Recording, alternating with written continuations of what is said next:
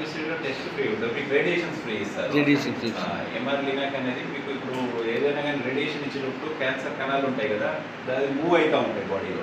అది తెలుసు తెలియదు, అది ఎప్పుడైనా వేరే క్యాన్సర్ ఉంటుంది, బ్రెస్ట్ క్యాన్సర్ ఉన్నది అనుకోండి, అది అక్కడి వరకే ఆగదు, అది పాకుతూ ఉంటుంది. అది రియల్ టైం మూమెంట్ ఉంటుంది. ఆ రియల్ టైం మూమెంట్ని క్యాప్చర్ చేసి ఇచ్చే రేడియేషనే ఆ ఎంఆర్ లినాక్ మిషన్ చేసేది. సో 100 కోట్లు పెట్టి ఇన్వెస్ట్ చేసి కూడా we are here to give the best treatment, and as we have said that we are also taking all Aarogyasri cases also.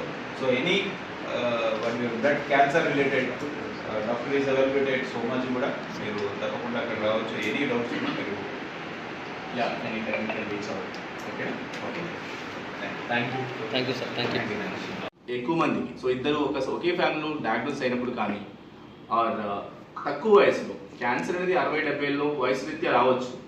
40-50 కూడా క్యాన్సర్ చూస్తున్నాం ఈ మధ్య కాలంలో.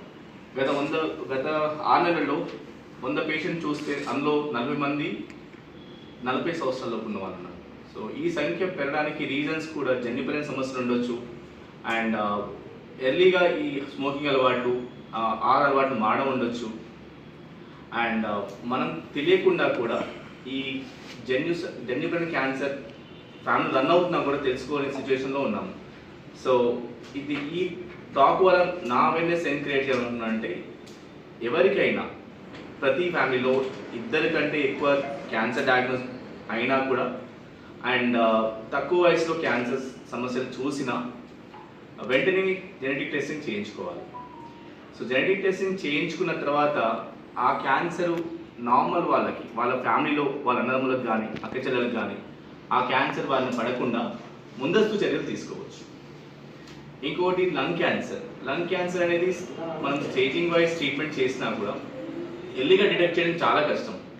చాలామందికి 4వ స్టేజ్ 3వ స్టేజ్లోనే క్యాన్సర్ బయటపడుతుంది. రీజన్ మనకు అవేర్నెస్ లేకపోవడం. చిన్న దగ్గు కూడా మనం కొన్నిసార్లు నెగ్లెక్ట్ చేస్తుండొచ్చు. సో మానని దగ్గు, ఎవరికైనా 2 వారాల నుంచి దగ్గు, పొడి దగ్గు అవ్వచ్చు, లేకపోతే ఒకసారి తగ్గినప్పుడు బ్లడ్ పడవచ్చు. ఇలాంటి సమస్యలు అస్సలు నెగ్లెక్ట్ చేయకుండా వెంటనే డాక్టర్ని సంప్రదించాలి. అండ్ బరువు తగ్గడం, ఆకలి లేకపోవడం, సో ఈ సమస్యలన్నీ కొన్నిసార్లు మనము ఇగ్నోర్ చేస్తుండొచ్చు.